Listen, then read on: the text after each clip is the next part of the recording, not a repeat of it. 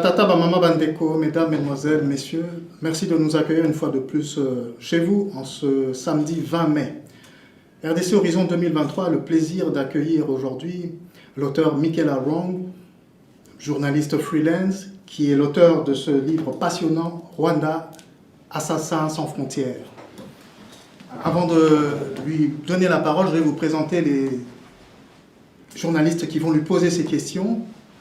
À ma gauche, M. Baudouin Ambawechi de CongoIndépendant.com. M. Baudouin Amba, bonjour. Bonjour Patrick. En face de moi, Cornelis Nandou de l'agence congolaise de presse et directeur de Onesha Africa, le magazine que vous connaissez également. Bonjour Cornelis. Bonjour Patrick Yogo. Et le pasteur Bobo de MPB TV que vous connaissez tous.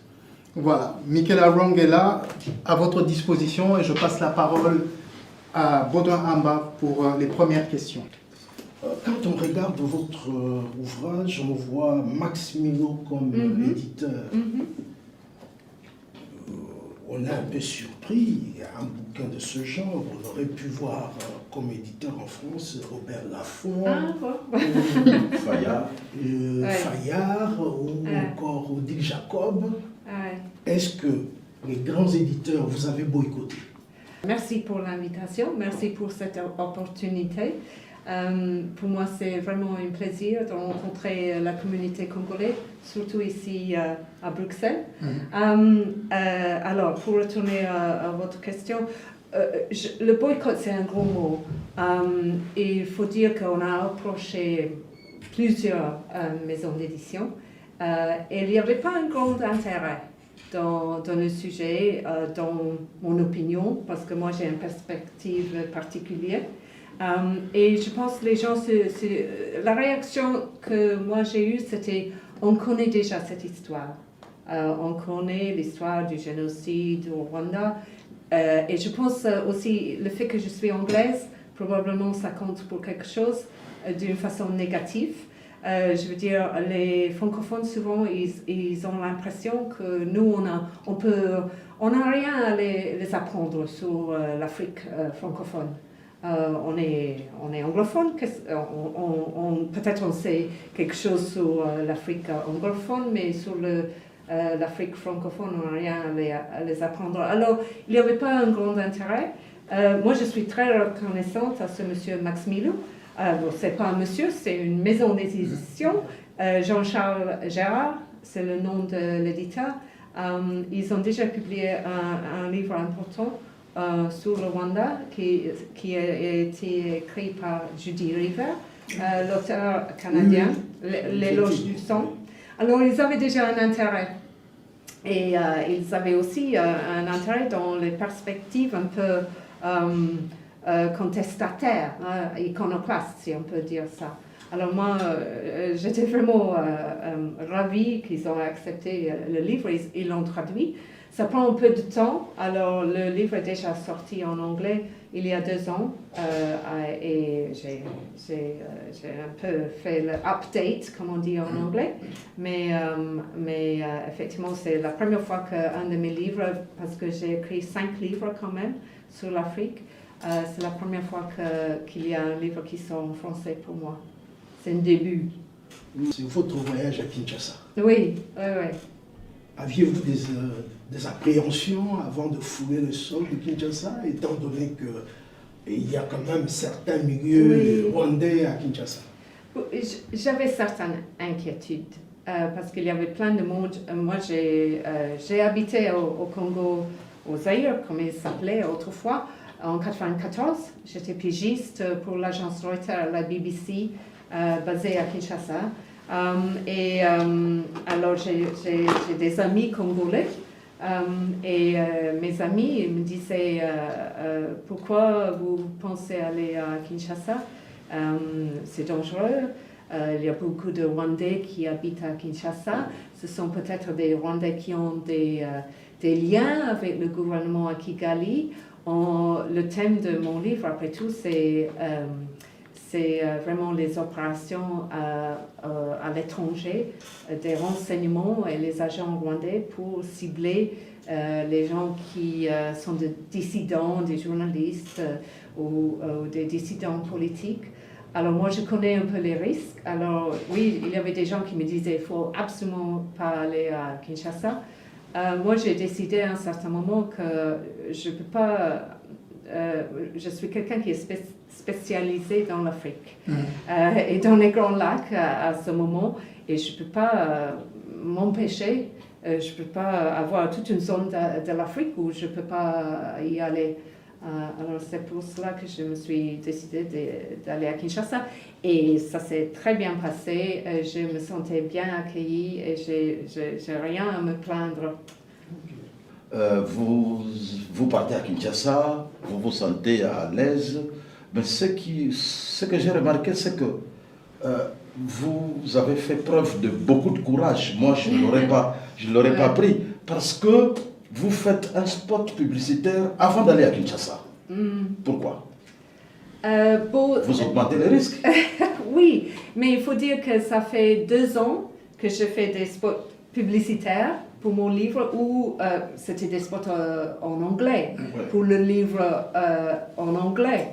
Mais je parle beaucoup de ce livre, j'écris des articles dans les journaux en Angleterre, aux États-Unis, je fais des interviews aux médias. Ça date déjà de 2 ans. Alors je ne vais pas arrêter de faire la publicité et la promotion pour mon œuvre, et aussi pour discuter un peu de mes opinions. Et là, vous dites, je vais à Kinshasa.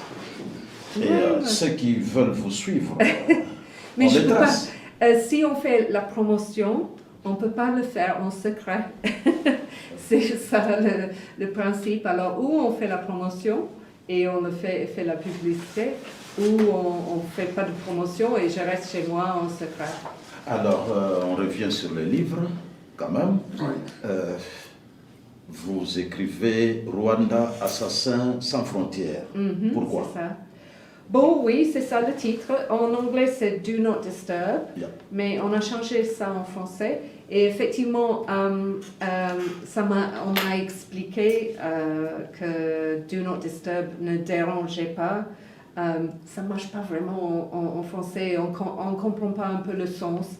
Alors, Rwanda, assassin sans frontières, c'est vraiment le thème de mon livre, c'est les opérations menées par Kigali comme je dis, pour cibler les gens qui sont ou en opposition politique, ou ce sont des journalistes, ou ils travaillent dans les droits de l'homme.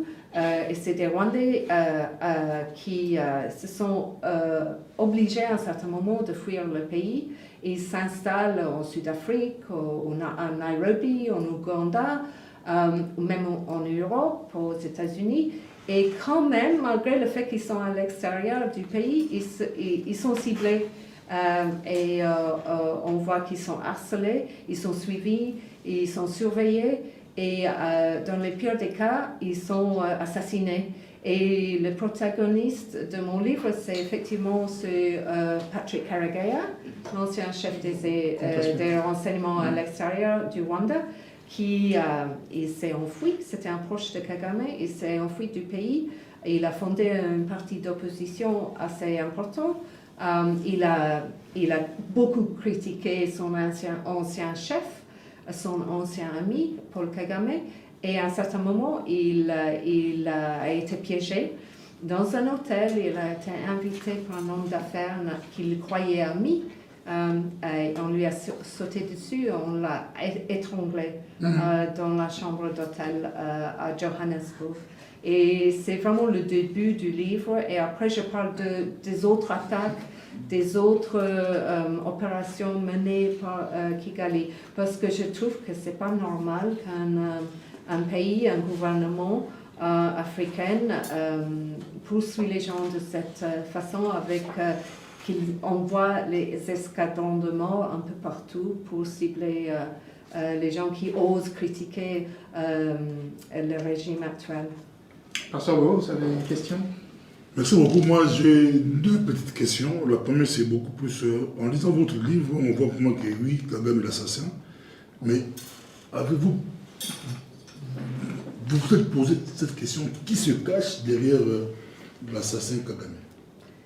Qui se cache, oui, parce que vraiment j'essaie de tracer les racines du FPR dans le livre, d'où ce mouvement, parce que c'est quand même un mouvement extraordinaire, le FPR, d'où il vient et comment ça se fait que le mouvement est tel qu'il est, mais aussi Kagame, il est tel qu'il est. Et pour moi, je pense, si on parle avec les Rwandais, ils disent tout ce que, comme enfant, Kagame a eu une enfance très dure et il a été réfugié. Sa famille, comme beaucoup d'autres familles Tutsi, se sont fait expulser du Rwanda dans les années 60. Il y a eu la révolution sociale Muyaga, et se sont installés en Ouganda dans les camps de réfugiés. Et c'est des aristos. Sa mère avait des liens avec la famille royale du Rwanda. Sa mère est bien la sœur de l'épouse du roi Mutara III. Alors, c'était une famille avec un certain statut qui se trouvait vraiment dans des conditions très difficiles. Et ce qu'on dit de cette génération de réfugiés rwandais, il y a beaucoup entre eux qui ont formé vraiment la FPR à un certain moment quand ils étaient des jeunes hommes. Et que c'était une expérience très amère. Et Kagame surtout, il l'a mal pris parce qu'il se sentait écarté et marginalisé par la société ougandaise, parce que tout le monde savait que c'était des étrangers, et c'était des Rwandais. Et que vraiment, il l'a mal pris. Il voyait dans l'avenir, il allait avoir des problèmes peut-être pour avoir un emploi, pour entrer à l'université. Et alors, c'est vraiment le caractère après qui mène à une carrière de rebelle. Et c'est ce qu'il a, tous ces jeunes hommes, ils ont été encadrés à un certain moment par Yoweri Museveni, l'actuel président, dans son mouvement, un mouvement de résistance nationale, NRM. Oui. Alors je pense que c'est vraiment, c'est une expérience d'être réfugié a joué un rôle très important dans sa vie. Mais pourquoi au niveau de la communauté internationale, malgré des dénonciations, malgré des révélations, on ne voit pas des voix s'élever comme le vôtre comme journaliste, dire que enough is enough, c'est fini, pour stopper Kagame? Oui, il y a toujours des tapis rouges. Oui, bon, il y a beaucoup de facteurs, hein, et j'essaie de les... je parle beaucoup de ça dans mon livre.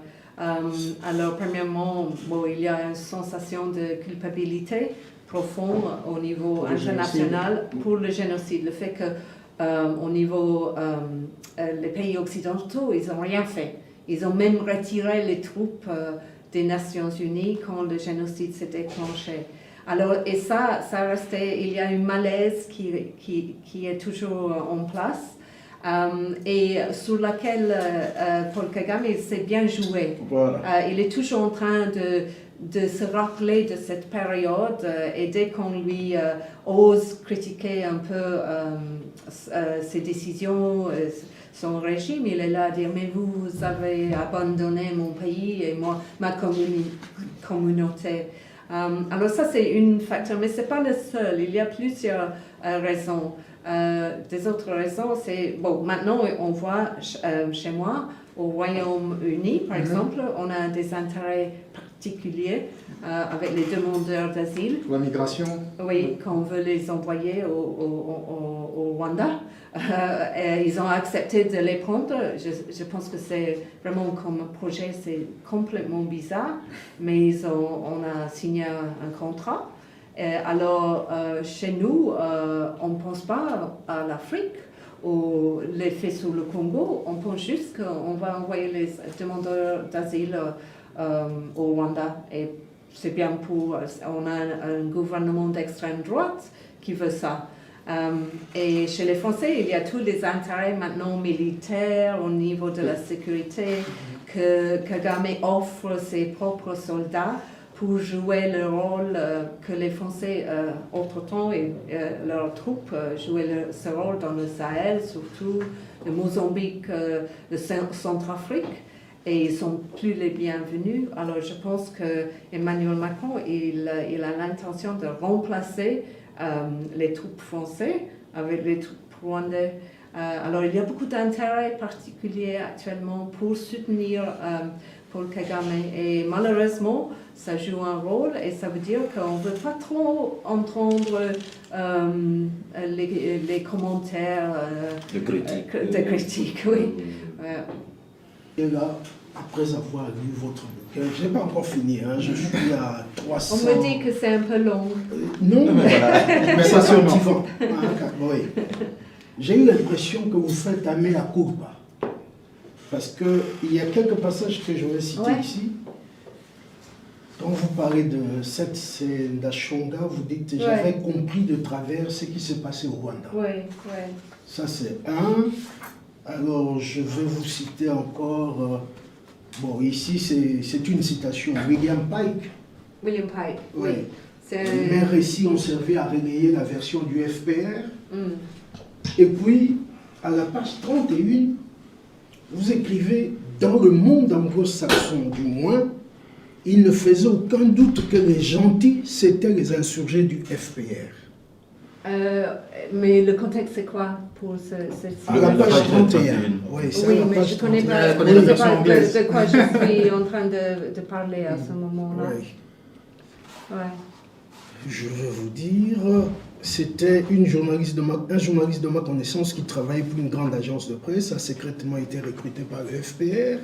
Un autre a confessé, bien des années plus tard, avoir transmis un message top secret du ministre à un ministre congolais à Kinshasa. Cela ne lui a jamais traversé l'esprit que ça pouvait représenter un conflit d'intérêts. Après le génocide, il était facile d'observer le Rwanda à travers le prisme de l'Holocauste et de la promesse, plus jamais ça, dans le monde anglo-saxon du moins, il ne faisait aucun doute que les gentils, c'était les insurgés du FPR. Ah ok, oui, non, c'est effectivement ça. Est-ce que c'est un mea culpa que je m'étais trompé? Oui, non, mais je le dis ouvertement et clairement, que moi je pense que la journaliste qui a écrit les premiers articles sur le FPR, moi-même, je veux dire, en 1994, que j'étais un peu naïf. Je pense aussi qu'il faut admettre que le mouvement, le FPR a changé. Parce qu'on a vu un monsieur là qui est vraiment, il est devenu un dirigeant très dur et il s'est imposé sur tous ses propres collègues et beaucoup d'eux ils se sont fuis ou ils sont en tôle. Alors il faut dire aussi que le mouvement n'est pas exactement le même mouvement qu'on a connu en 1994, mais je le dis ouvertement dans le livre, je pense que beaucoup de journalistes et moi parmi eux on a été naïfs mais il y avait une raison pour cela. C'est-à-dire qu'on est entré au Rwanda, on a vu les massacres, on a vu les corps partout, on a vu les corps dans les églises, dans les écoles, et on a vu un niveau de violence extrême, et on a été témoin de ça. Et après, on a vu qu'il y avait un mouvement de rebelles qui arrivait, et ça s'arrêtait. Et c'était un mouvement qui en même temps parlait de la réconciliation ethnique, que quand ils ont établi un gouvernement, ils ont fait très attention pour avoir des Hutus parmi eux. C'était pas, on voyait qu'il y avait des Hutus dedans ce mouvement. Alors, oui, on était naïfs, mais en même temps, je pense que c'était vraiment, il y a un type d'aveuglement un peu qui était le résultat d'avoir été témoin à ce niveau, cette l'horreur, violence. en fait. L'horreur du génocide, oui. Alors, je voudrais quand même poser une question un peu générale. Hein. Rwanda, assassin sans frontières. C'est un titre intéressant, évidemment, c'est dans ce qu'on appelle le marketing, ça marche. Alors, le guideline, le fil conducteur, c'est Karegeya, comme vous l'avez dit. Vous faites une enquête, 500 pages. Est-ce que vous pouvez nous citer encore un nom, un grand nom d'une personnalité tuée après Karegeya? Et puis... Après ou avant? Après Karegeya. Enfin, disons, Karegeya, c'est le fil conducteur. Mais de deux, tous ces assassinats ont lieu dans des pays étrangers. Vous avez le Canada, vous avez les États-Unis, et Karegeya, c'est en Afrique du Sud. Vous sentez que ces pays-là sont également contraints de ne pas intervenir parce qu'il y a eu génocide? Ils ne sont pas contraints, et ils ont tendance à le faire quand même. Hein, parce que je pense au niveau de ces gouvernements-là, ils savent ce qui se passe, ils sont au courant, mais ils se disent, quelquefois ils se disent, c'est des Africains qui se tuent entre eux. Alors vous avez posé la question, en Sud-Afrique, par exemple, il y a eu un monsieur Saif Bamporiki, qui faisait partie de la même partie d'opposition que Patrick Karegeya, et c'était à Cape Town. Il est entré dans un township et s'est fait abattre par un coup de pistolet. C'était un monsieur qui avait un magasin immobilier, de meubles, et il est allé là avec un lit qu'il fallait livrer, et il s'est fait tuer. Après aussi, on a vu plusieurs attaques au Mozambique, où maintenant on sait qu'il y a un déploiement, une opération importante rwandaise, et il y a le monsieur Revocat Karimanjengo, qui était un homme d'affaires rwandais, Hutu, très important au Mozambique, et il était très ouvert, il critiquait ouvertement Kagame, et il approchait de sa maison, et il y avait 2 voitures qui étaient à l'extérieur de la maison, et ils l'ont abattu. Oui. Alors, il y a quand même eu des autres incidents. Et aussi, ce qu'on a vu, qu'il y a eu, on a essayé souvent de monter des opérations, et sans succès. Alors, par exemple, on a essayé en 2015, Théogène Rudasingwa, c'est l'ancien chef de cabinet de Paul Kagame. Il passait ici à Bruxelles, il venait régulièrement, et il y a eu un chauffeur de taxi rwandais, et on lui a téléphoné à partir de Kigali. C'était Dan Munyuza, l'ancien chef de la police, et il y a eu un tas de conversations avec ce monsieur pour lui poser la question, est-ce que vous seriez prêt à assassiner M. Rudasingwa? Ça se passe à Bruxelles. Hein? Oui, c'est ça. C'est ça qui est choquant, qu'on ose faire ça à Bruxelles. Il y a eu aussi, on pense qu'il y a eu une tentative en France à la rencontre de Faustin Twagiramungu, l'ancien Premier ministre, parce qu'à un certain moment, la police française est allée le rencontrer chez lui pour lui dire qu'il ne fallait absolument pas sortir de sa résidence pendant plusieurs journées, et parce que sa vie était menacée.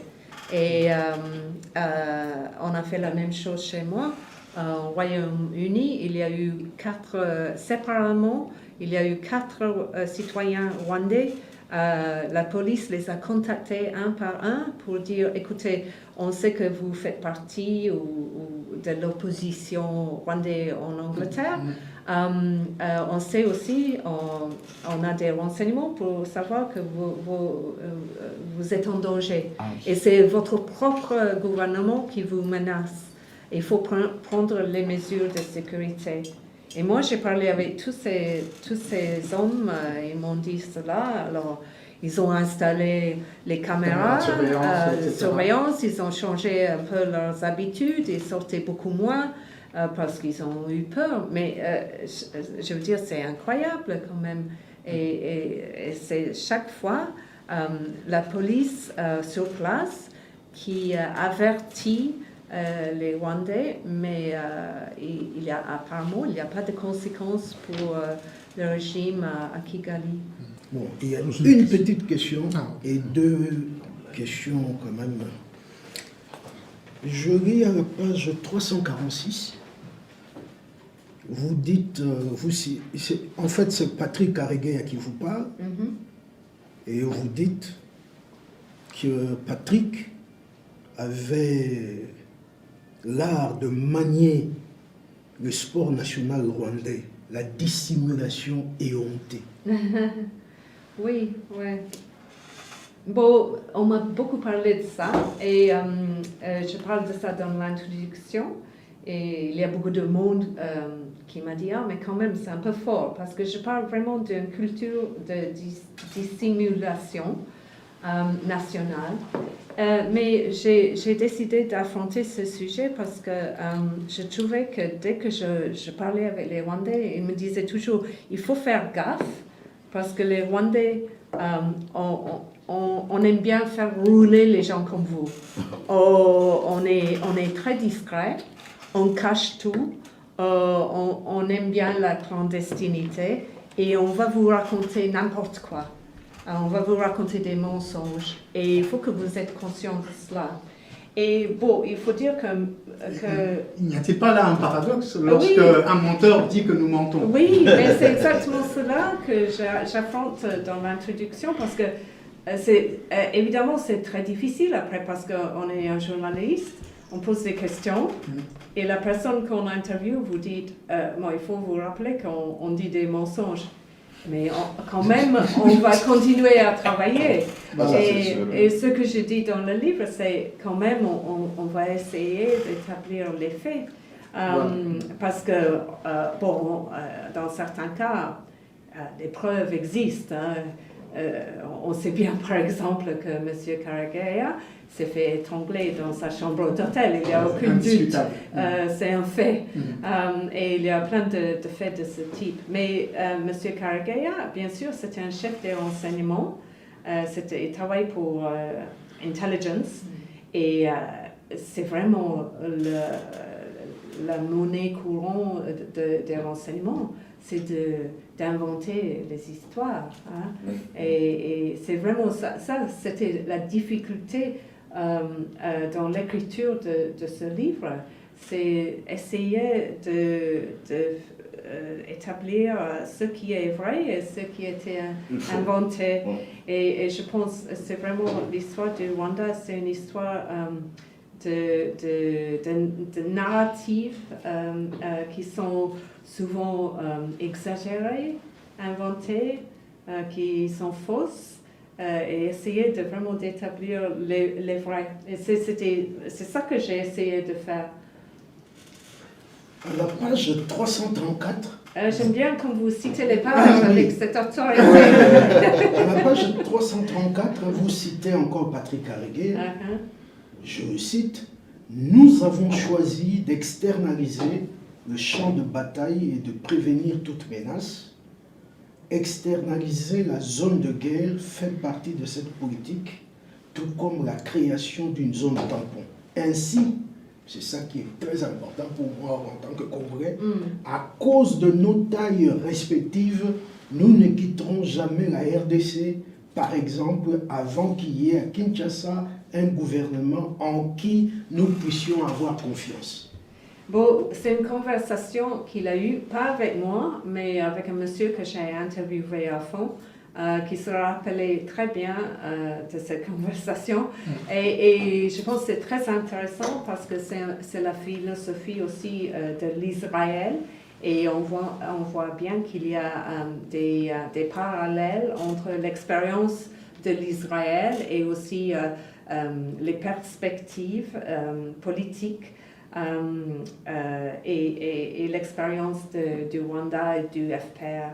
Je pense que c'est un mouvement qui est conscient de ces parallèles et ils jouent là-dessus. Et c'est exactement ça, ils utilisent... et pour eux, c'est l'explication parce qu'ils pensent qu'ils ont le droit d'intervenir dans le Congo parce qu'ils ont vu les conséquences d'une violence extrême menée sur leur propre sol. Et ils ne veulent absolument pas avoir une répétition de cela. Oui. Je vais vous poser alors quelques questions, mais plutôt d'ordre moral, j'allais dire. Parce que j'ai vu en préparant l'émission que vous aviez été honoré d'un prix, le James Cameron Prize for Journalism, that combine moral vision and professional integrity. Oui. Par rapport à justement cette vision morale, est-ce que vous aviez parlé de naïveté au départ, est-ce que nous ne sommes pas tous un peu naïfs par rapport à l'action des États? Je vais vous illustrer ça avec ce qui s'est passé avec Jamal Khashoggi. Assassiné saoudien, assassiné sur le territoire britannique. dans l'ambassade saoudienne, mais en Turquie. En Turquie. Et tout porte à croire que le prince MSB, Mohamed bin Saïd, est derrière tout cela. Mais quelques temps après, Biden l'a rencontré et business as usual, on a continué. Oui. Paul Kagame et même Louise Mushikiwabo, qui était sa ministre des Affaires étrangères, tenaient les mêmes propos, je crois, même sur BBC, en disant que, voilà, les États-Unis font même des exécutions extrajudiciaires en pensant à Bin Laden, en disant, ben voilà, en fait, les États fonctionnent comme ça. Est-ce que vous ne pensez pas qu'on se trompe tous en opposant le bien au mal et qu'on devrait plutôt voir les choses de manière plus verticale entre le bien et le plus grand bien selon les États? Bon, Je peux profiter en rapidement. La question Kargé revient tout le temps et ça dérange aussi les gouvernements rwandais, comme vous le savez. Mais dans quelles circonstances avez-vous rencontré Kargé? Ok, mais ça c'est deux questions très différentes. Comme ça on termine. Alors moi je vais juste répondre à votre question. C'était, moi je pense il faut, oui, il y a le real politique et on voit que les gouvernements ils disent qu'ils ne suivent pas le réel politique, mais souvent c'est ce qu'ils font exactement. Et surtout, j'ai toujours pensé que le gouvernement français, ils pensent qu'ils sont... Mais moi, je ne suis pas au gouvernement. Et vous n'êtes pas au gouvernement et les gens qui regardent ils ne sont pas au gouvernement. Alors, on n'est pas obligé de partager ce point de vue que je trouve que c'est cynique. Et en plus, je trouve souvent que le réel politique, souvent les gens qui annoncent ça, et ils pensent qu'ils sont très cyniques et sournois et malins, mais effectivement, souvent, je trouve qu'ils sont naïfs. Parce qu'à la long terme, avec les années, les décennies qui passent, on voit souvent que les décisions qu'on a prises parce que c'était du réel politique, ça mène vraiment nulle part. Et qu'à la fin, le langage des droits de l'homme, de la démocratie, de l'expression libre, pour moi, si on veut avoir des sociétés stables, ouvertes et où les gens sont heureux et qui ne sont pas violents et qui respectent leurs voisins, c'est comme ça qu'il faut, et dans cette direction qu'il faut aller. Et si on est là à se dire « Ah, mais il faut faire la réelle politique », souvent, les conséquences sont instables, fragiles. Et moi, je ne pense pas, par exemple, que le régime de Paul Kagame est aussi fort et musclé comme on le croit. Je pense que c'est très fragile parce que ça dépend tout d'un homme qui ne partage pas le pouvoir, alors ça lui rend très fragile. Vous gardez donc de l'espoir en l'humanité? Oui, je suis journaliste, ok, peut-être les journalistes ils peuvent aussi être cyniques, mais j'écris des livres parce que je veux dénoncer et éclaircir certaines situations parce que j'espère qu'ils ne vont pas se reproduire. Ouais. Je vais reprendre la question de Pasteur Bobo pour savoir dans quelles circonstances avez-vous rencontré Patrick Cariguer. Moi, je dois dire que je ne me rappelle pas de ma première rencontre. J'imagine, c'était probablement dans les années 90, ça serait 95, 96, quelque chose comme ça, parce que j'étais journaliste et à un certain moment, j'ai passé du temps à Kigali. Il y avait le nouveau gouvernement et on faisait des interviews. Je sais qu'une fois, j'ai interviewé Paul Kagame et souvent Patrick Cariguer, c'était le monsieur qui sortait pour rencontrer les journalistes pour dire bonjour. Et probablement, je l'ai rencontré à cette époque et après, de temps en temps comme ça. Mais vraiment, c'est un monsieur que j'ai connu mieux après sa mort. C'est un peu bizarre de le dire parce que j'ai fait beaucoup d'enquêtes avec les gens qui le connaissaient beaucoup mieux que moi, les membres de sa famille, ses amis, ses anciens collègues. Et j'ai commencé à comprendre ce monsieur. Vous en parlez beaucoup dans le livre d'ailleurs. Oui, effectivement, on avait fait des conversations très intéressantes, mais le fait qu'il est mort, a été assassiné, ça a coupé court la conversation. Oui. J'ai plein de questions que j'aurais aimé poser ce monsieur, je n'ai pas réussi grâce à ça. Ouais. Bon, donc vous avez commencé, vous allez... Une toute dernière question. J'ai suivi votre émission sur Bossol la politique avec M. Alpha Ramazani. Ok, M. Alpha. J'ai entendu dire que vous avez subi des pressions, certains événements étaient annulés parce que le modérateur n'a pas voulu être là en dernière minute. Est-ce que c'est vrai? Bon, je ne sais pas pour Kinshasa. J'ai eu des problèmes ailleurs. À Londres, une fois, on a essayé d'annuler ma première, quand j'ai lancé le livre. Dès le début, on a essayé, il y avait une pétition signée contre moi, organisée par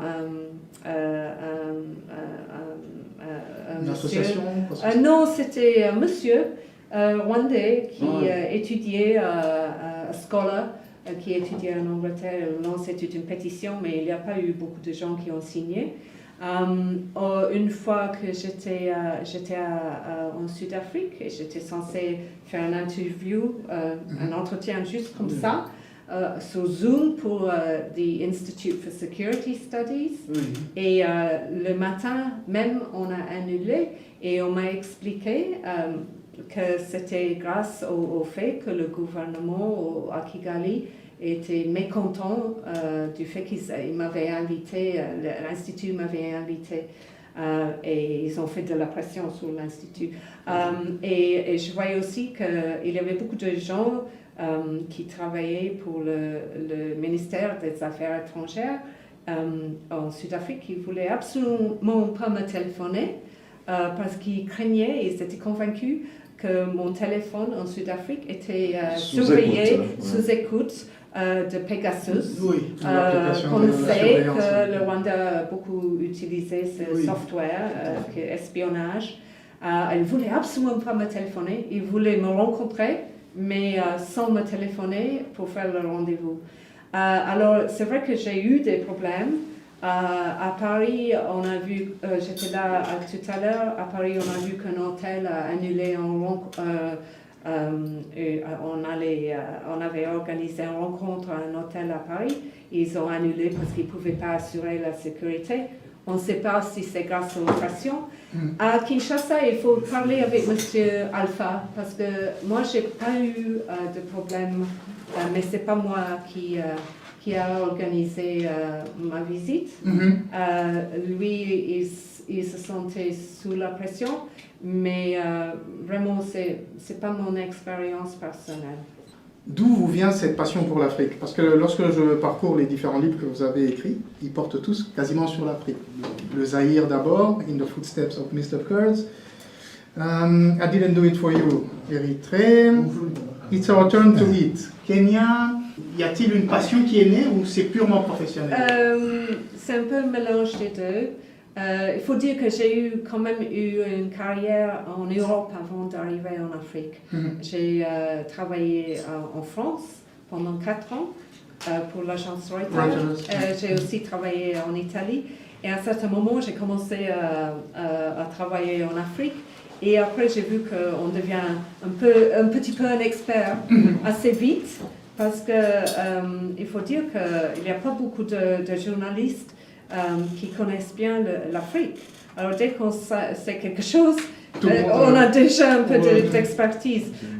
Et j'ai trouvé que c'est mal raconté en général, les histoires africaines, les faits divers, et vraiment quand on essaie d'entrer à un niveau plus profond, on voit qu'il y a une pénurie de livres et d'expertise et d'articles. Souvent, c'est très difficile de convaincre les journaux, les magazines en Occident de publier des articles sur l'Afrique.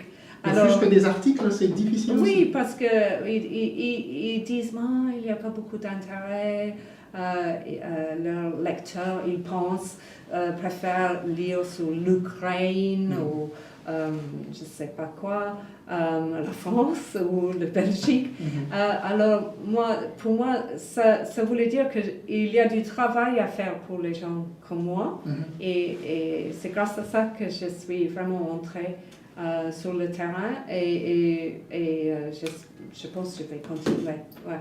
Merci beaucoup, Michael Arong. Je rappelle votre livre Rwanda, Assassins sans frontières, dans son titre original Do Not Disturb, The Story of Political Murder and an African Regime Gone Bad. Rwanda, Assassins sans frontières, nous vous le conseillons vivement. Et je tiens à remercier RDC Horizon 2023 d'avoir organisé cette rencontre. Cornelis Landou d'Agence Congolaise de Presse, Onesha Africa, Pasteur Bobo de MPB TV et Baudouin Ambawechi de CongoIndépendant.com, et tous nos remerciements encore à Michael Arong. Bon, merci pour l'intérêt surtout. Merci à vous. À bientôt, j'espère. Sans oublier Patrick Yogo qui ne s'est pas présenté.